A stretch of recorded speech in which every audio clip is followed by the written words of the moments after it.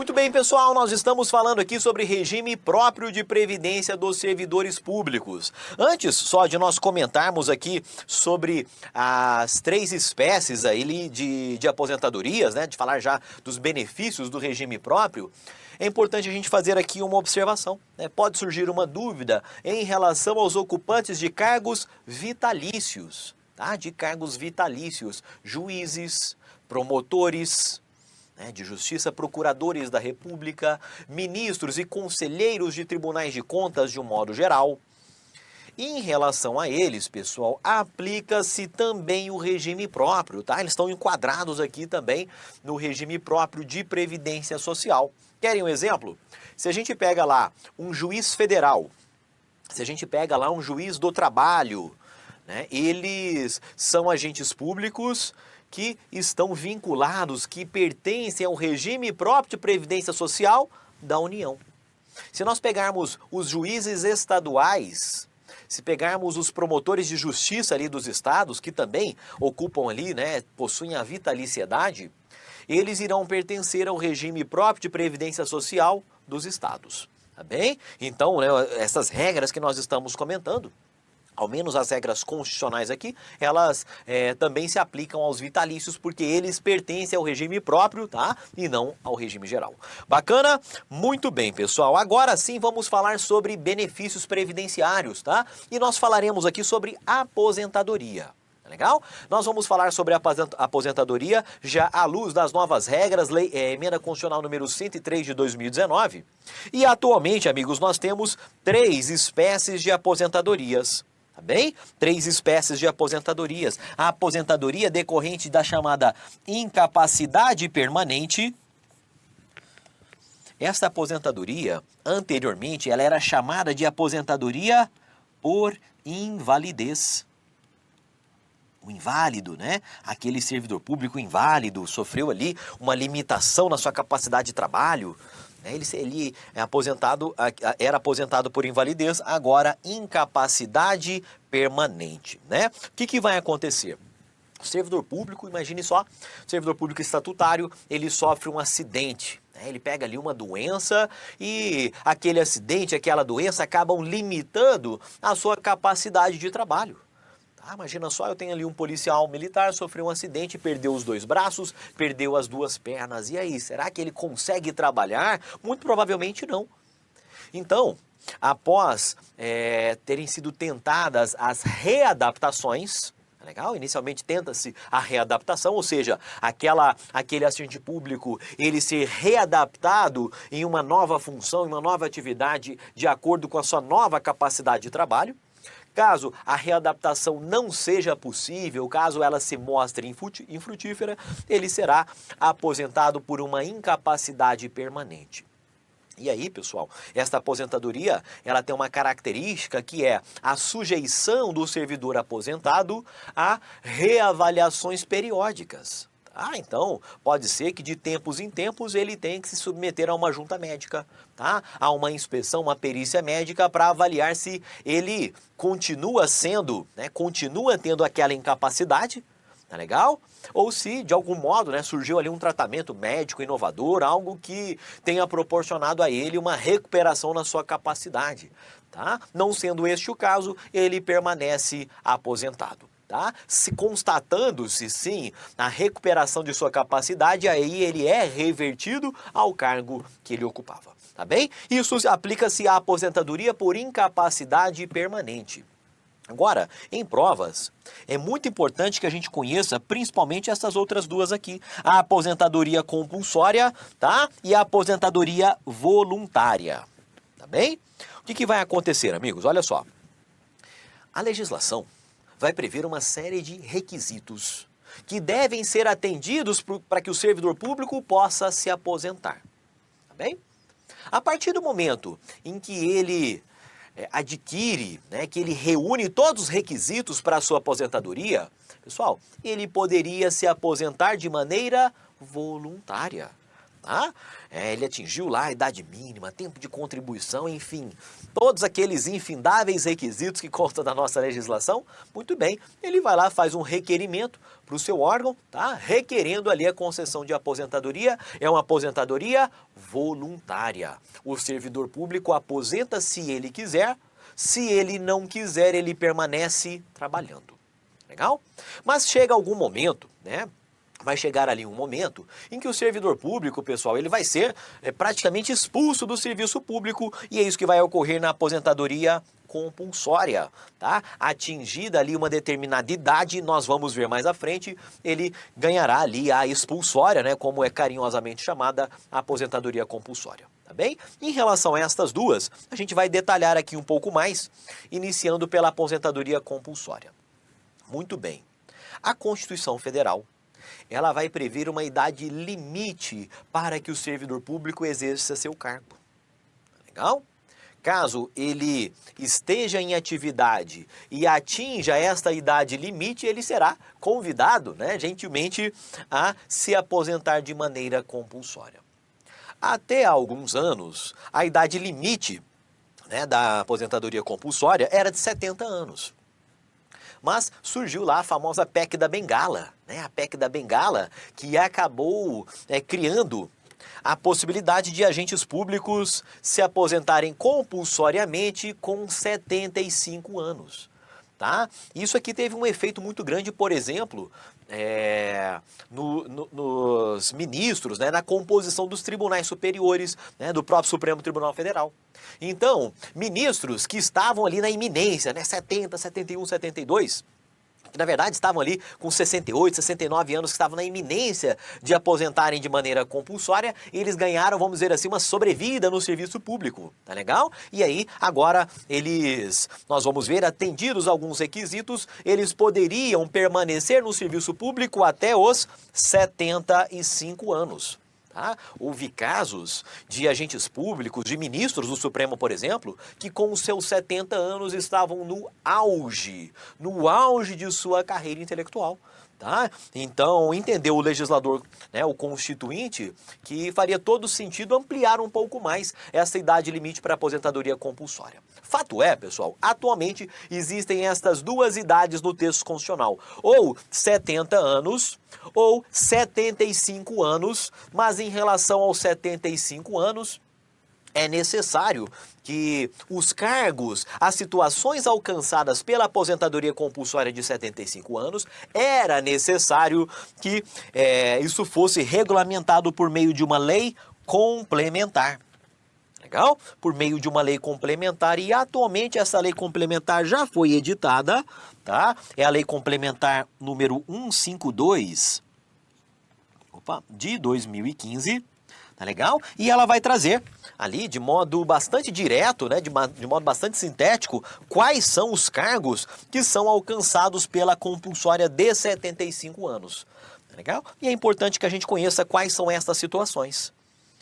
Tá bem? Olha só, segundo a Lei Complementar 152 de 2015, a compulsória aos 75 anos é aplicável a titulares de cargos efetivos, tá? A titulares de cargos efetivos.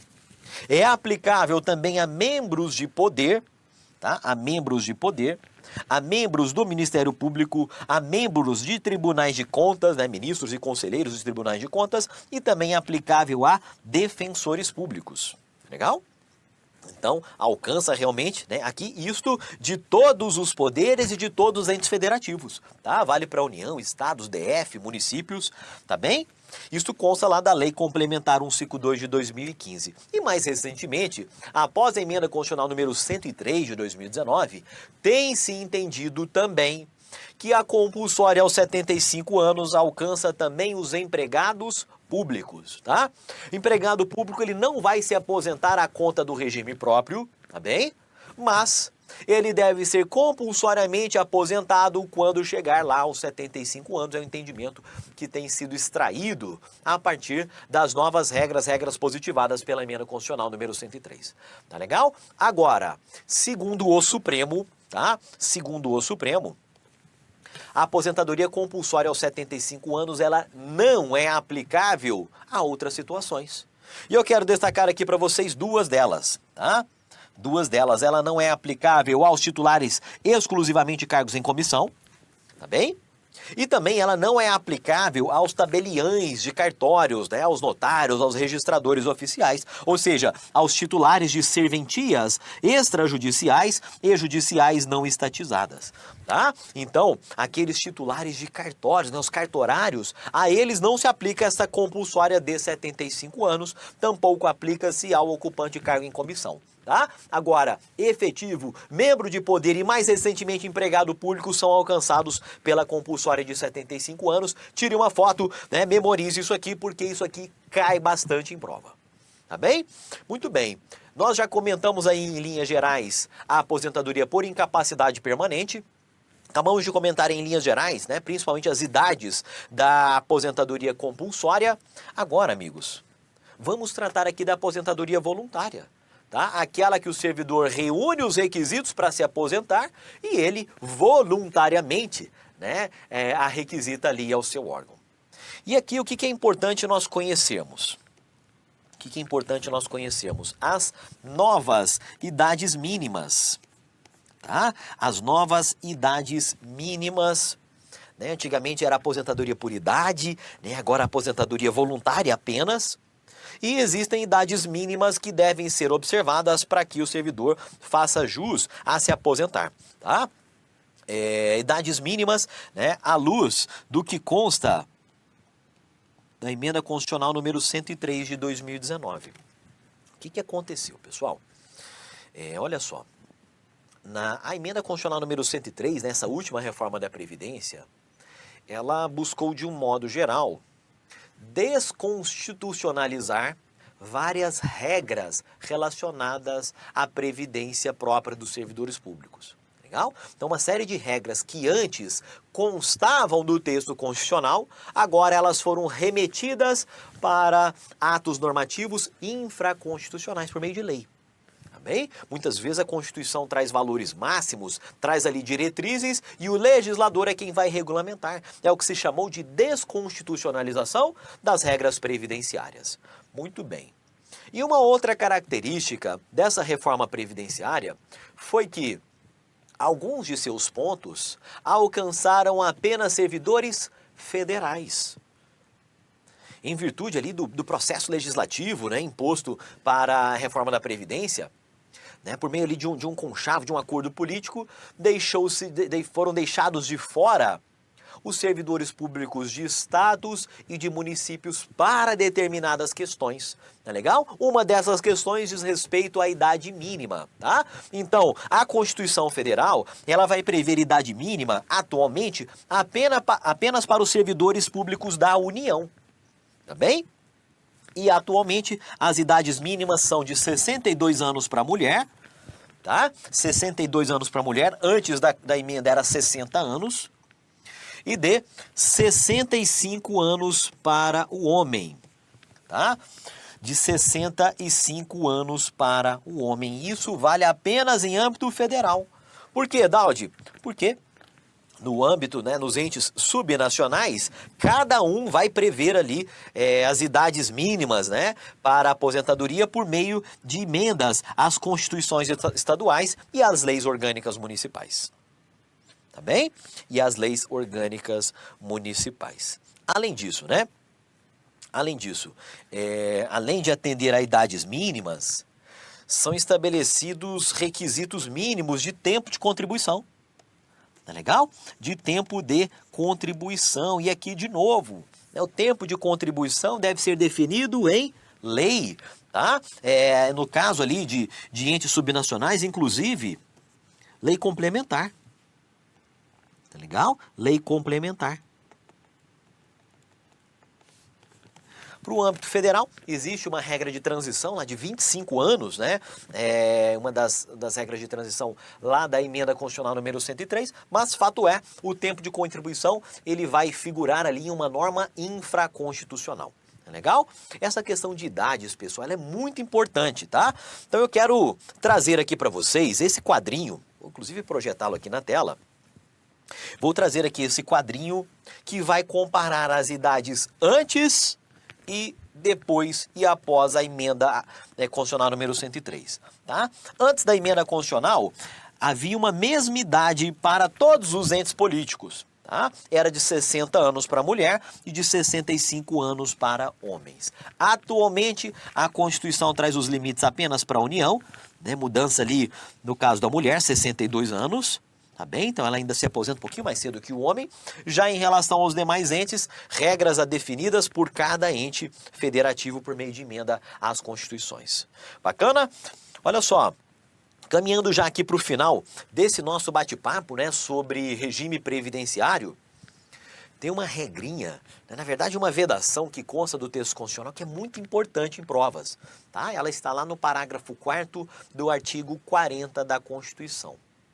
Para se preservar a isonomia entre as várias carreiras do serviço público, o Constituinte veda a existência de critérios diferenciados para a aposentadoria, tá? Então, nós estamos diante aqui de uma regra que o Constituinte endereçou ao legislador. Legal? O legislador está proibido de ficar criando distinção entre a carreira A, a carreira B, a carreira C, para fins de aposentadoria. Legal? Agora, essa é a regra geral.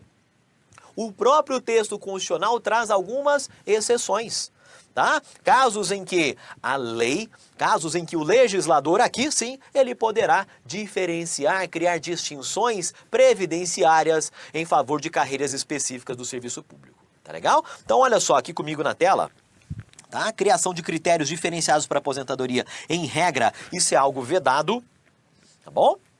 Mas existem exceções. Exceções nas quais, por meio de lei complementar, tá? Por meio de lei complementar, cada ente político, cada ente federativo vai poder criar, sim, essas diferenciações. Essas diferenciações podem ser criadas para os PCDs, tá? Os PCDs, portadores de deficiência, né, ou pessoas com deficiência, para os agentes penitenciários, né, a gente pega lá o Departamento Penitenciário Nacional, né, a gente pega ali um agente penitenciário lá de determinado presídio, tá? A lei complementar pode trazer critérios diferenciados para a aposentadoria daquele agente. O agente socioeducativo, né? O agente socioeducativo é aquele que trabalha ali naqueles centros de detenção infantil. As antigas FEBEM, atualmente tem outra terminologia, né? Mas aqueles menores de idade, né, que muitas vezes estão apreendidos, eles, né, são cuidados ali por esses agentes socioeducativos que também podem ser beneficiados por critérios diferenciados, tá bem? O que mais, amigos? Policiais, tá?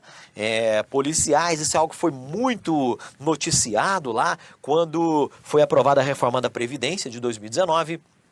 Agentes públicos que, de um modo geral, estejam expostos a agentes prejudiciais à saúde, tá?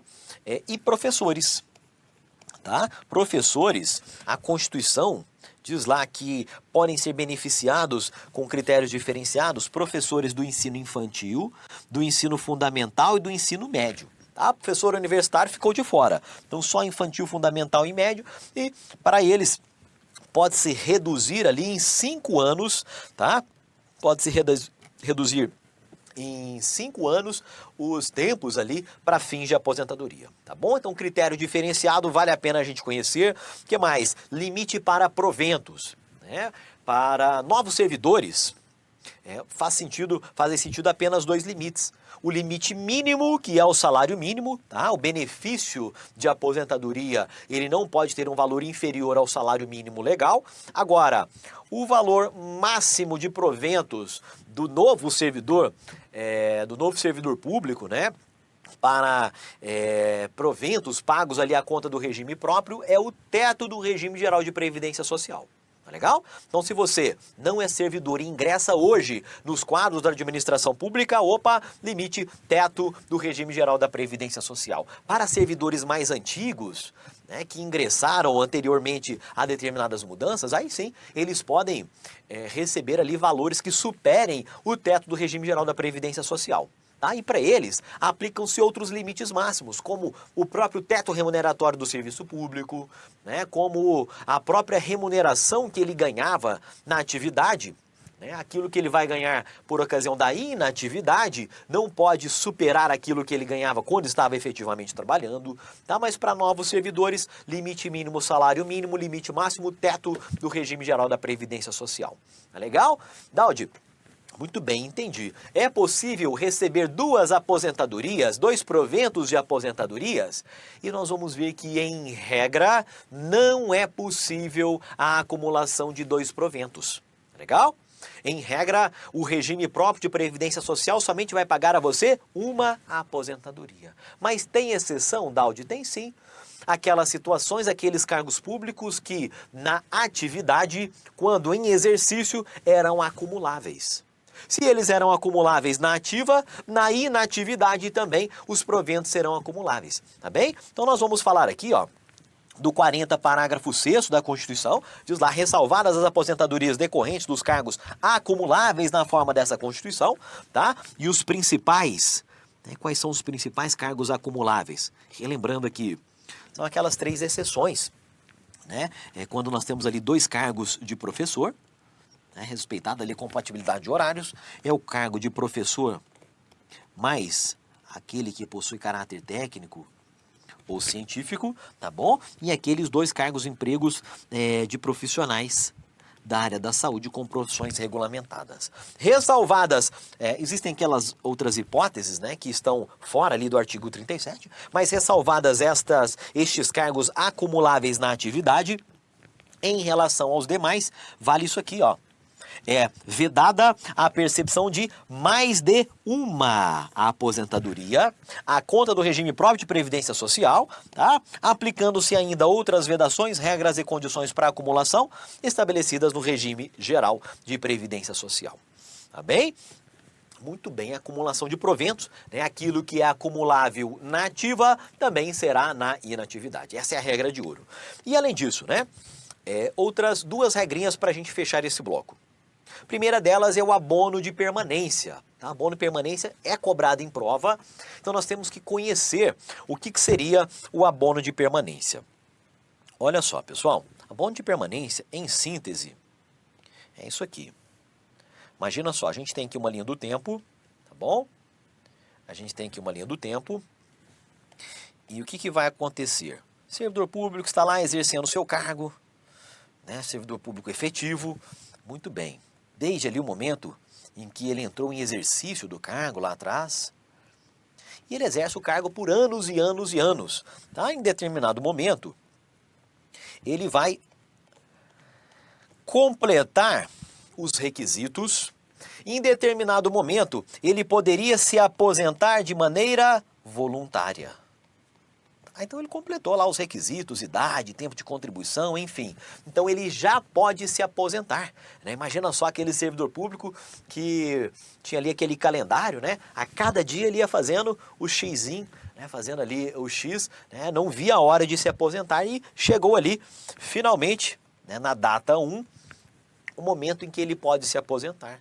Mas o que aconteceu? Ele decide permanecer no serviço público. E aí, ele vai ter direito a um abono de permanência. Legal? Esse abono de permanência, ele é devido, tá?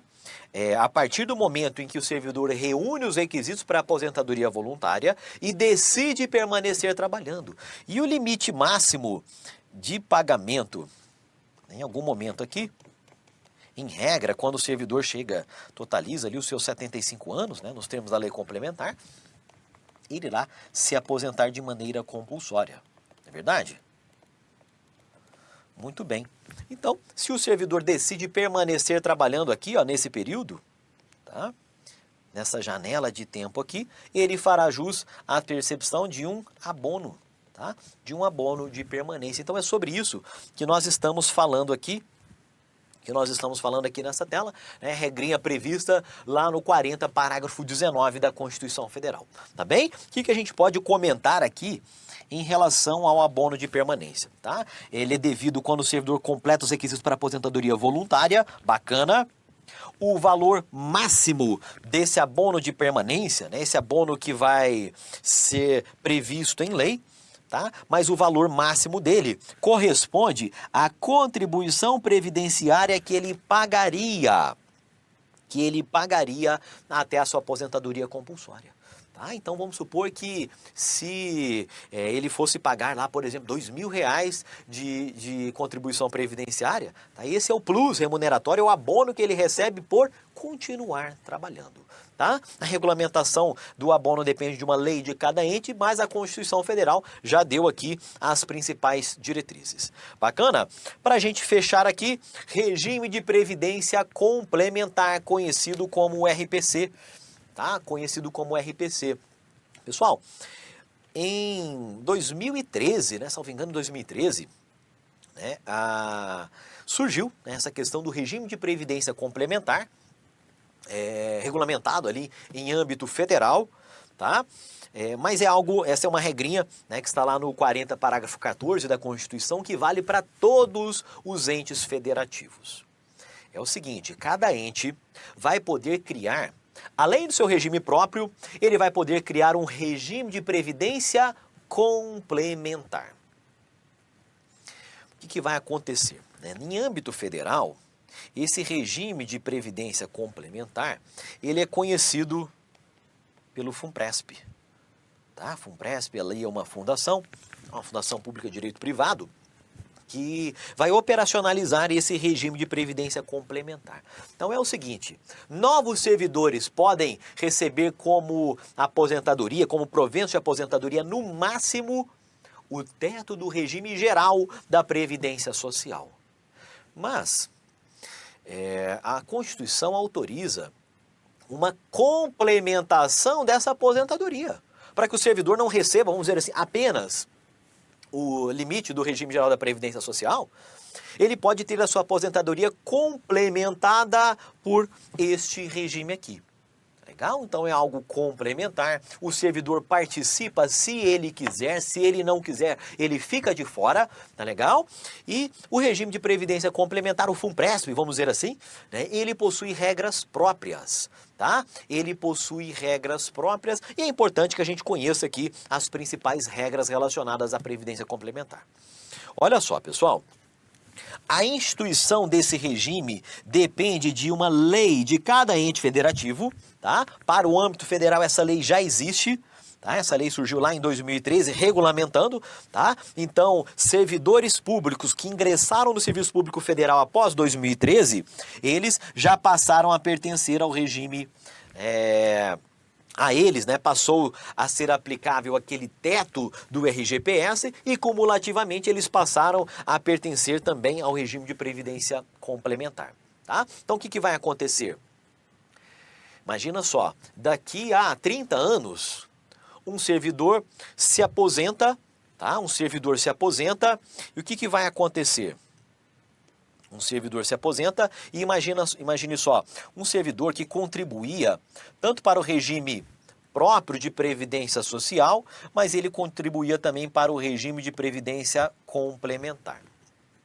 Quando ele se aposentar, esse servidor público, tá? Quando ele se aposentar, esse servidor público, ele vai receber ali proventos que vão resultar da soma de benefícios de duas naturezas, tá? Ele vai receber aqui, ó, o seu benefício do regime próprio de previdência social, tá? Limitado ao teto do regime geral de previdência social, tá bem? Mas estes valores serão somados com o benefício que a previdência complementar vai lhe pagar, tá? Vamos supor que o regime próprio de previdência pague lá R$6.000 por mês para ele, a título de provento de aposentadoria, e o regime de previdência complementar pague a ele mais R$10.000. Muito bem, então todos os meses ele vai receber ali R$16.000 a título de aposentadoria. Tá? A soma dos proventos do regime próprio com a somatória do benefício lá da previdência complementar. Tá bem? Olha só, pessoal.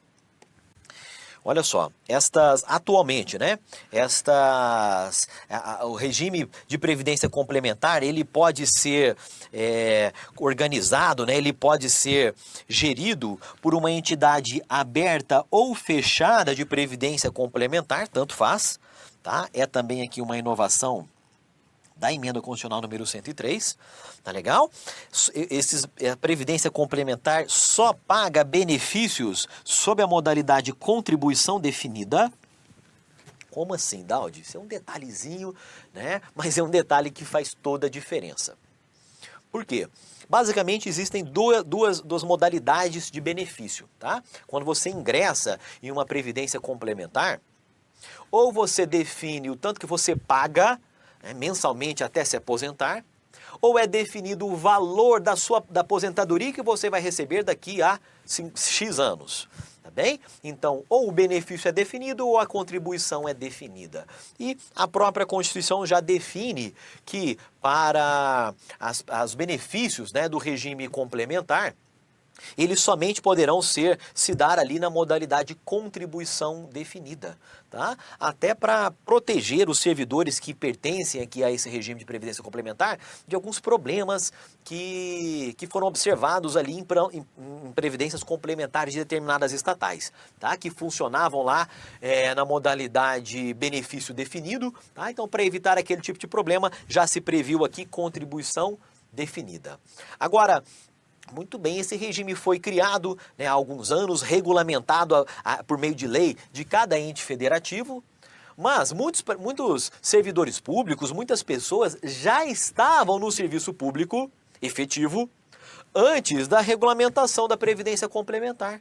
E aí, Daldi, como é que fica para eles? Né, a Previdência Complementar ela é imposta goela abaixo a esses antigos servidores? A resposta é não, tá? O que vai acontecer? Os antigos servidores, eles poderiam optar entre permanecer apenas no regime próprio, sem a submissão ao teto do RGPS, ou eles poderiam optar por ingressar no regime de previdência complementar. Tá legal? Então foi dada a opção para quem ingressou antes da instituição da previdência complementar. Tá legal? Inclusive é o meu caso. Eu ingressei lá em 2008 no serviço público, já tem muitos anos, mas eu acabei optando, né, por migrar e me sujeitar ali ao teto do RGPS e também ao regime de previdência complementar. Nunca se sabe o que é melhor, foi o que eu avaliei lá à época, tá? Mas era algo opcional, tá? Leve aí para a prova algo opcional para o antigo, né, servidor público. Tá bem? E com isso, amigos, a gente encerra aqui as nossas observações sobre regime próprio de previdência social. Espero que tenha sido útil.